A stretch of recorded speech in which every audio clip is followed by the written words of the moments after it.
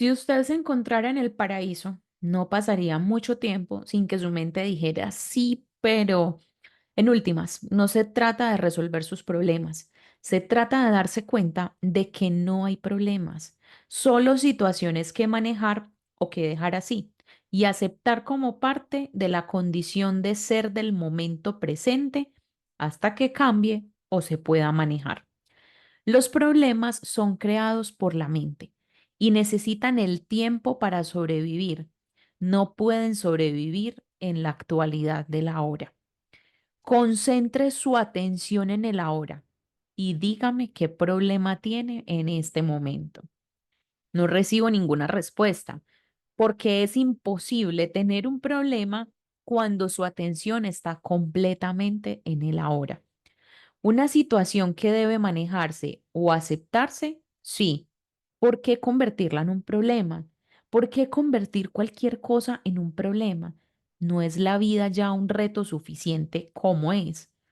¿Para qué necesita los problemas? A la mente le encantan inconscientemente los problemas porque le dan a uno una suerte de identidad. Eso es normal y demente. Problema significa que usted se detiene en una situación mentalmente sin que haya una verdadera intención o posibilidad de actuar ahora y que usted inconscientemente lo está convirtiendo en parte de su sentido de identidad. Usted se siente tan abrumado por su situación vital que pierde su sentido de la vida, del ser, o carga en su mente el peso absurdo de mil cosas que tendría que hacer en el futuro en lugar de enfocar su atención en la única que puede hacer ahora. Hola, hola, bienvenidos a un nuevo episodio del podcast El libro de tu vida. Y el libro del cual les acabo de hacer la lectura es El poder de la hora de Eckhart Tolle. Y en este episodio vamos a hablar de escribiendo tu propia historia y el libre albedrío. Yo creo que todos hemos oído de el libre albedrío, incluso hay películas que tratan sobre el libre albedrío. Creo que incluso Matrix es una película, es una serie de películas que pueden tratar sobre lo que significa el libre albedrío, pero me pareció muy interesante porque, a ver, para mí este libro del poder de la hora en algún momento fue un libro un poquito denso. Me fue como difícil digerirlo. Después ya lo volví a leer y entendí un poco más como el sentido de lo que me quería enseñar este libro. Y yo creo que el título también hace parte de cómo integrar el poder de la hora y qué significa realmente el poder de la hora. Y este fragmento del libro que habla puntualmente de los problemas, yo lo he puesto en práctica, no todo el tiempo, en algunas ocasiones, pero es muy real. Si uno se concentra en el segundo presente, en el momento presente, uno realmente no tiene ningún tipo de problemas. Y ahí es donde viene el libre albedrío, en que en decidir realmente lo que pasa en nuestras vidas. Cuando hablamos del libre albedrío, acá voy a hacer una comparación de dos cosas. Hay un libro que les mencioné en un episodio anterior que se llama El plan de tu alma. El fondo de este libro es que nos explica que todos hacemos una planificación prenatal, es decir, una planificación antes de venir a este mundo y encarnarnos en seres humanos, antes de vivir esta experiencia humana. Ese libro explica que cada experiencia que tenemos en la vida fue diseñada específicamente para un propósito y para un aprendizaje de almas o un aprendizaje de vida. Sin embargo, también hay una parte en este libro que habla del libre albedrío, que aunque nosotros hacemos esa planificación prenatal y diseñamos cada una de las experiencias que tenemos en la vida con las personas que hacen parte de esas experiencias, hay personas o hay momentos donde también nosotros tenemos el libre albedrío de elegir cambiar esas situaciones, que acá lo hablan desde, separan el alma de la personalidad. El alma es como ese ser que tenemos dentro, o sea, nuestro interior y donde encontramos todas las respuestas, y la personalidad lo que vamos construyendo desde que nacemos hasta la última, hasta el último momento de vida, porque la personalidad la construimos de acuerdo al lugar donde crecimos, el entorno en el que estamos, las personas que nos rodean, pero siempre tenemos la capacidad de elegir. Tenemos la capacidad de elegir de quién nos rodeamos, la capacidad de elegir dónde estamos, la capacidad sobre todo de elegir cómo aprendemos las cosas que nos pasan en la vida.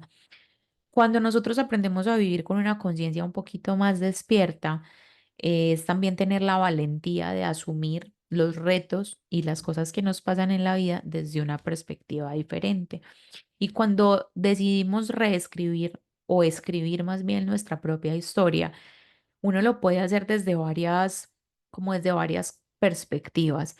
La perspectiva de soy una consecuencia de todo lo que pasa en el mundo, entonces voy por la vida simplemente dejando que las cosas me pasen o también teniendo control sobre ciertas cosas que me pasan.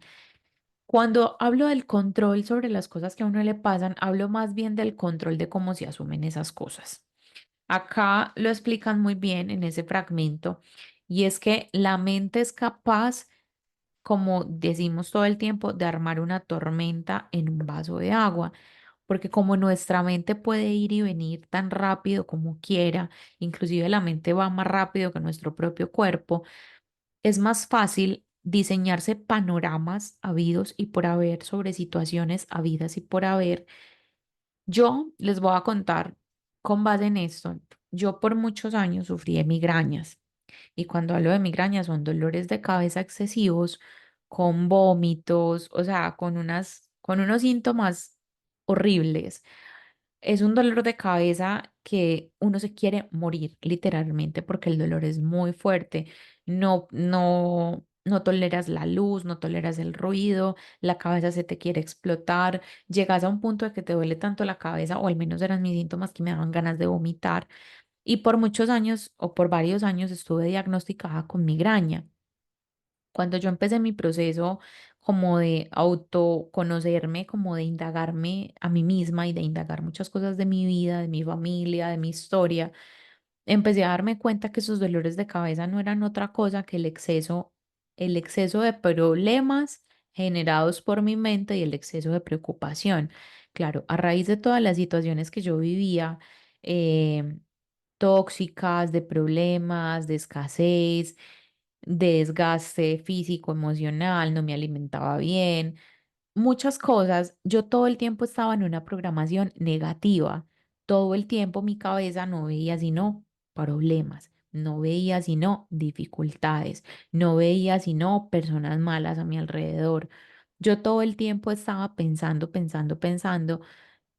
Cuando yo empiezo a comprenderme más a mí misma y sobre todo a entender cómo funciona esto del pensamiento, la mente, de cómo uno puede lograr en algún momento ser capaz de como de diseñar también cómo su cuerpo responde a ciertos estímulos o a cierto tipo de cosas y empecé a darme cuenta que era una persona supremamente negativa, que era una persona que no veía sino cosas malas todo el tiempo, que los problemas, no, o sea, yo no tenía problemas, los problemas me tenían a mí, básicamente. Y cuando leí este libro o la primera parte de este libro que menciona el fragmento que les leí, yo entendí, yo sí, es verdad. Inclusive la palabra preocuparse es pre, o sea, como de prevenir, de pre es de antes, ocuparse. Yo me estoy ocupando antes de que algo pase. Sí me hago entender. Entonces es como el problema ni siquiera está pasando y yo ya me estoy estresando. ¿A cuántos no nos pasa eso? Todo el tiempo. Y el libre albedrío tiene que ver también en la forma en cómo nosotros asumimos esos problemas, esas situaciones. Cuando a mí me diagnostican con migraña, yo estaba todavía en el colegio, inclusive yo en esa época tenía más enfermedades que un adulto de la tercera edad muy enfermo. Un médico en algún momento me dijo que yo, pues que sí, parecía una viejita con 18 años, que tenía yo 18 cuando ya tenía síntomas de todo tipo, pero era lo mismo, mi cuerpo estaba tan contaminado de tantas toxinas que yo le metía de negatividad, de problemas, de situaciones que mi mente todo el tiempo generaba y básicamente las masificaba. O sea, un problemita así lo volvía así. ¿Por qué? Porque yo no tenía la inteligencia emocional suficiente para discernir, para entender que en la vida siempre vamos a tener retos, situaciones que nos saquen de nuestra zona de confort, que está bien sentirnos mal, que está bien llorar, pero que no por eso significa que vamos a hacer una tormenta en un vaso de agua como yo lo hacía. Esa época de mi vida fue muy tesa porque como vivía enferma, yo me victimizaba un montón. Cuando yo empiezo ese proceso personal años después y empiezo a identificar todos estos patrones, ahí pasan dos cosas. Tengo la información, entonces como tengo la información, tengo dos opciones. O cambio y empiezo a generar cambios internos a nivel personal o sigo en las mismas. Seguir en las mismas era lo más fácil, porque ser víctima es más fácil, porque asumir el papel de que pobre yo, todo me pasa a mí, todo el mundo es malo, todo es malo, tengo muchos problemas, bla, bla, bla, bla, bla, eso me generaba un estado como de confort y además me daba también como la sensación de que los demás iban a poner más atención en mí. O sea, uno tiene muchas maneras de buscar la atención de las personas, desde una forma positiva o desde una forma negativa. Cuando yo hablo de la forma negativa, hablo de que buscar la atención de los demás con base en que me tengan pesar, en que me tengan lástima, personalmente no es algo chévere. A diferencia de que uno llame la atención de las personas de una manera más positiva, porque los inspires, porque quieran compartir tiempo contigo, no porque te tengan lástima, porque tú pidas ayuda y te quieran ayudar desde el que bacano ayudarte, pero no como, ay, pobrecita. Hace mucho tiempo aprendí que uno no debe tenerle pesar a nadie, ni lástima, porque finalmente todos tenemos poder de decisión, todos elegimos, y ahí es donde va el tema del libre albedrío. Finalmente, todos tomamos decisiones y esas decisiones tienen unas consecuencias.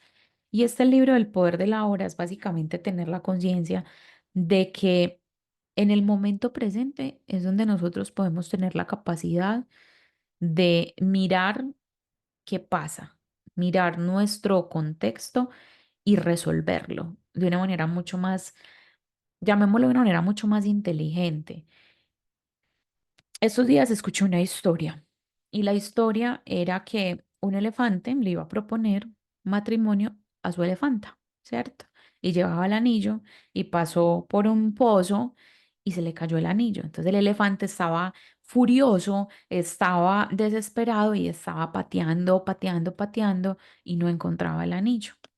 Luego llega otro animal, digamos que llegó una cebra, porque no me acuerdo qué animal mencionan en la historia, llegó la cebra y le dice, para. El elefante, no, pero se me perdió el anillo, no le puedo proponer matrimonio a mi elefanta. Para y no patees más. Cuando el elefante dejó de patear, las aguas se calmaron y pudo ver el anillo. Reflexión de la historia o análisis de la historia. Cuando estamos en un estado alterado de conciencia, no somos capaces de discernir la solución del problema que creemos que creemos tener. Eso a mí me enseñó de que he escuchado mucha, pues he tenido mucha información al respecto desde varias metodologías científicas, física cuántica, psicología, y todos llegan al mismo punto. Tú no puedes resolver un problema desde el mismo lugar donde lo estás creando. Es decir, cuando la mente está en un momento de alteración, cuando la mente está alterada, no tiene la capacidad suficiente de ejecutar ninguna solución. Entonces, ¿cuál es la enseñanza con la historia del elefante? Muy simple. Si uno tiene un problema, uno tiene que calmarse antes de asumir una solución. Por eso a uno le recomiendan los profesionales, no tome decisiones con emoción, es decir, ni cuando esté muy enojado, ni cuando esté muy contento, porque todas esas decisiones pueden tener consecuencias que quizás después no nos sean tan agradables porque simplemente no estamos pensando de una manera más racional. Yo puedo ser una persona muy mental y varios profesionales me lo han dicho. Al mismo tiempo soy emocional, pero soy emocional para otro tipo de cosas, pero soy muy racional y muy lógica, como con las cosas que me pasan a veces. Pero entonces también después entendí que esa racionalidad es también como la necesidad de controlar. Entonces también hay que soltar un poquito el control y no verlo todo tan mental ni de una manera tan lógica. Es buscar como el balance en ambas cosas. Y aprender a estar en el presente es precisamente aprender que tenemos el libre albedrío de elegir cómo vivir, independientemente de lo que tengamos, independientemente de lo que hagamos. Uno va en la vida consiguiendo cosas, uno va en la vida avanzando y va logrando cosas, pero a uno siempre le falta. Uno siempre ve lo que le falta y no lo que tiene. Por eso al final uno nunca es feliz, o al menos la mayoría de las personas no somos del todo felices, porque siempre estamos viendo me incluyo, estamos viendo el vaso medio vacío que medio lleno, porque también es un proceso. Y uno todos los días no va a estar con el mismo nivel de energía, que sería lo ideal, tener un nivel de energía alto, estar bien emocionalmente para poder ver las oportunidades de todos los días. Pero solamente se puede resolver un problema o una situación que para uno sea conflictiva o compleja, alejándose de ese mismo problema. Por eso las personas cuando son externas llegan y te dan un montón de soluciones y uno sigue sin ver las soluciones. Es porque simplemente uno está enfrascado y está enfocado en esa situación.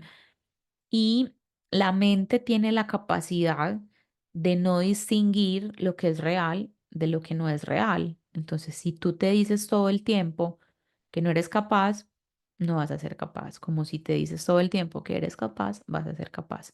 Como si todo el tiempo te dices que tengo este problema, puede que el problema en ese momento ni siquiera esté pasando, pero termina pasando porque le diste tanta fuerza y tanta emoción y tanta intención que así pasa. Miren, se los digo por experiencia propia. O sea, todo lo que yo les cuento en este podcast es porque yo ya lo viví. O sea, en serio que ya me ha pasado.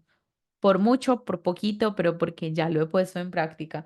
Y poner en práctica ese tipo de cosas en ciertos momentos también es como, miren, la vida es una práctica diaria, todos los días.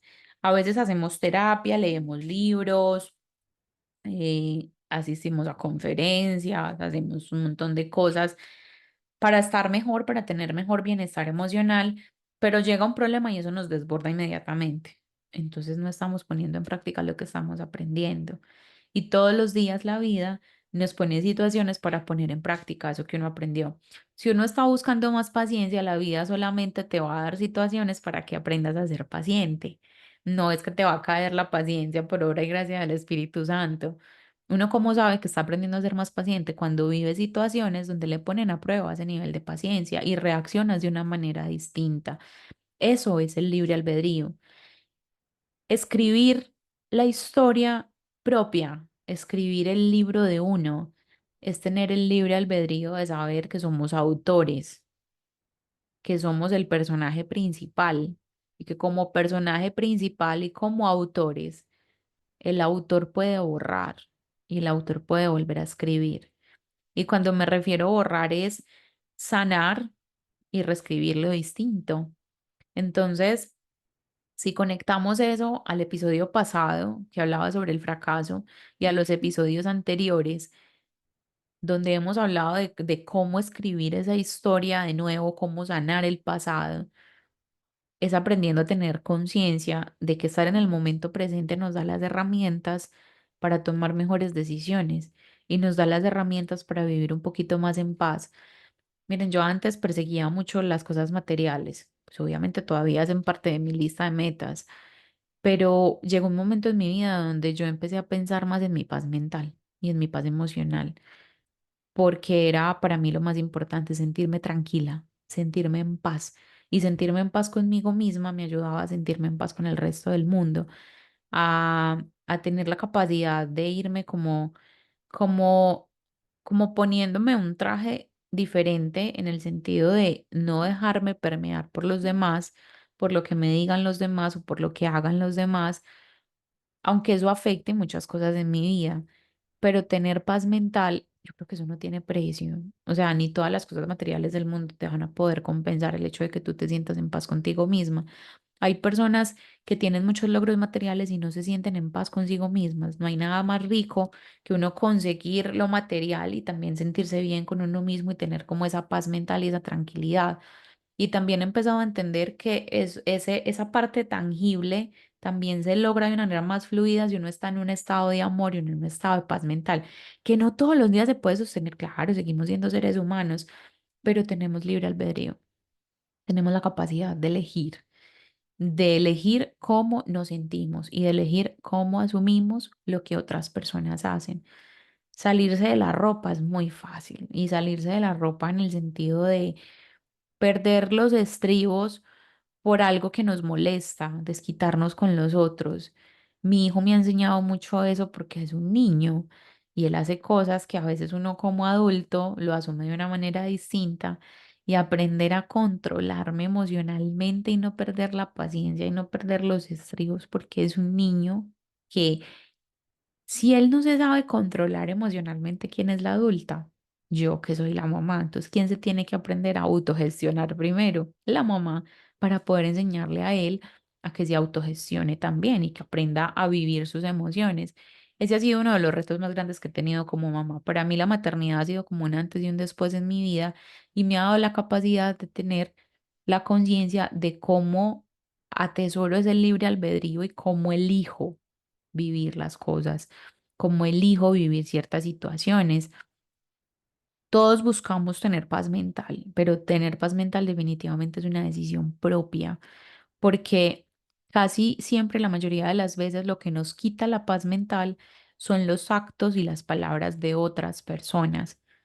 Y recuerda que uno no puede controlar lo que otros hacen, ni dicen, ni mucho menos lo que otros piensan, pero sí cómo uno las recibe. Y que cada quien da lo que tiene dentro.